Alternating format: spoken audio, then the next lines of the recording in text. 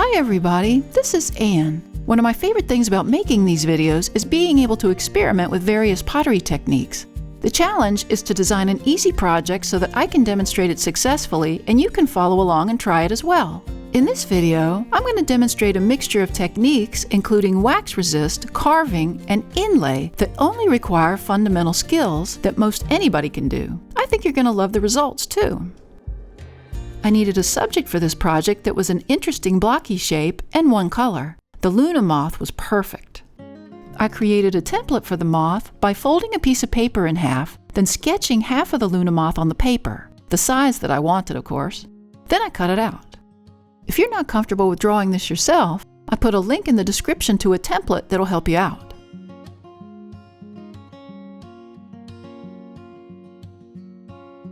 When I unfolded the paper, I had the whole moth body. Here's a vase I threw earlier, and it is now dried to leather hard.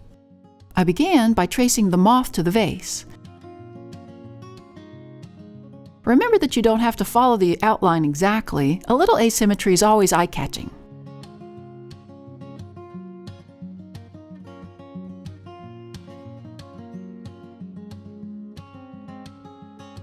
I wanted the moth pattern all over the entire piece, so I just reused the pattern, positioning it at different angles, even have parts of the pattern overlap my boundaries when necessary.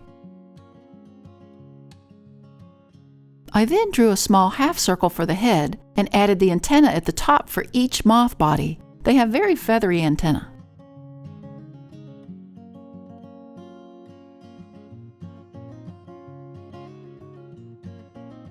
Now I'm going to simply fill in the outlines with Amico Intense Yellow underglaze.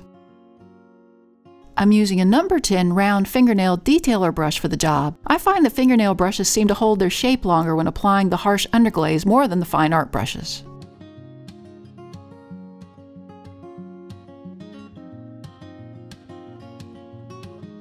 Don't worry if you go outside the lines a bit, you'll be carving through them anyway.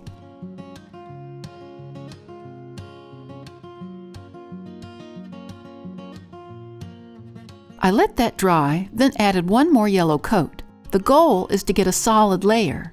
If the underglaze still looks streaky, add a third coat. Now let's add the wax just to the yellow moth areas. I'm using Laguna Wax Resist for this project so I can clean the brush up with soap and water when I'm finished.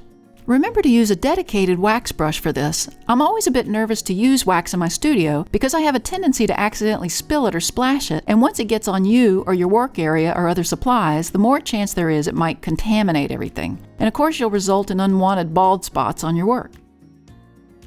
I only needed one layer of the wax. Make sure it dries well. This wax is fast drying and only took 15 minutes before I felt confident to move on to the next step. Remember to wash your brush well with soap or grease-cutting detergent right after you finish. I'm washing it off in my dedicated pottery sink, but you might want to do it outside too to avoid any extra contamination.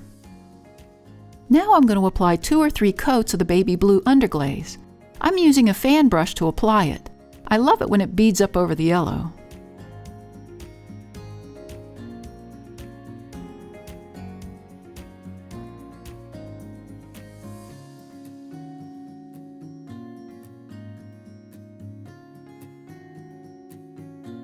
I'm just wiping off some of the excess beads in the center of the moth when it's still wet. But to get those edges cleaned up, wait until the blue underglaze dries, then gently sponge it off.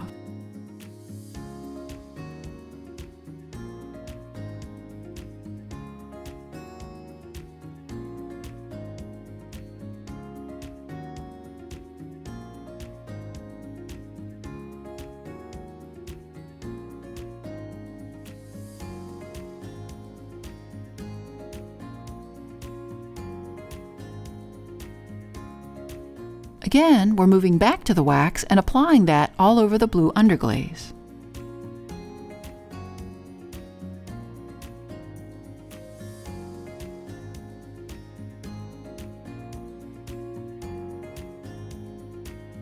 I waited about 15 minutes for the wax to dry, although it was still soft.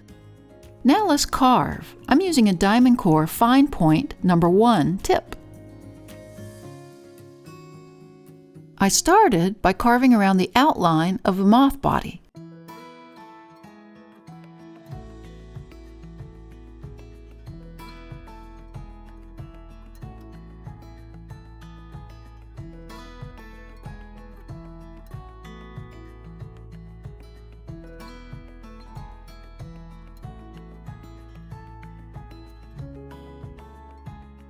I added some detail to the head and the antenna.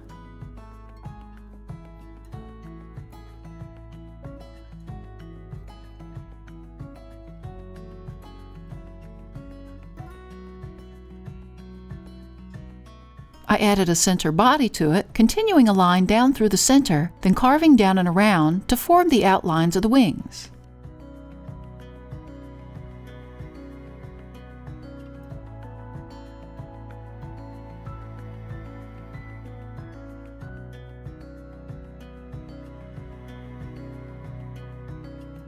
I then added another line parallel to the outline around the wings.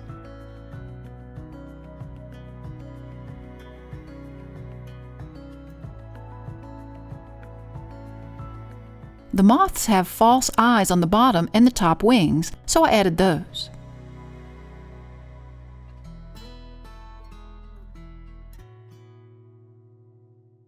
I added parallel lines around the center line to give it more detail. The more detail you add, the more interest you create to your design. So I'm going to freehand random details from here, making each moth a little bit different. On this moth, I carved down from that fake eye, then joined it to the top wing. I continued by carving several more lines on the bottom wings. In between those lines, I added dotted lines.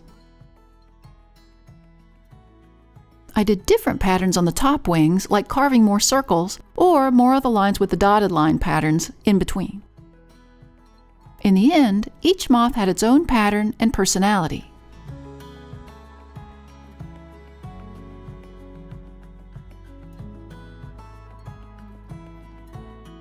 I carved dotted line trails around the blue areas to add movement for the moths.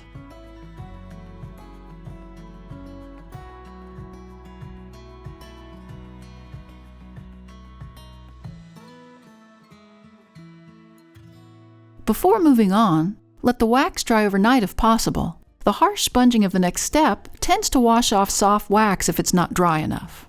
Now I'm using the electric blue underglaze. This step will make all of the detail carving really pop and come to life. I used a fan brush, but in retrospect, a soft toothbrush or stencil brush may have been better to get the underglaze in all those nooks and crannies.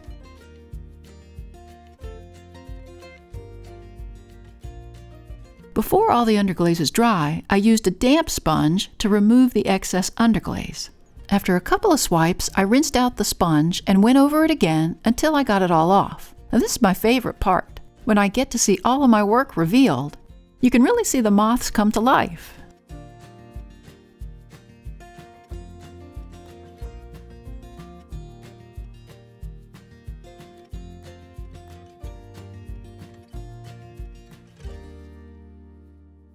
The next step is to bisque fire it and glaze it. I put a white liner glaze on the inside, chamois glaze on the rim and foot, and 3 thin coats of clear glaze on the body. This one's a version I made earlier where I also outlined the moths with black underglaze to contrast it with the trailing. I'm just tickled with how that came out. I might play around with other imagery and other colors.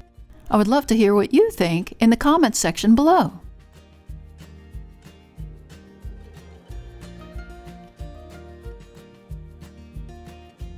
Thanks to the newest members of our Little Street Pottery Research Facility team. If you'd like to join the team and earn a title, click on the Super Thanks button or the link to buy me a coffee. It also really helps us out if you hit that like button and subscribe to our channel. See you next time in the studio.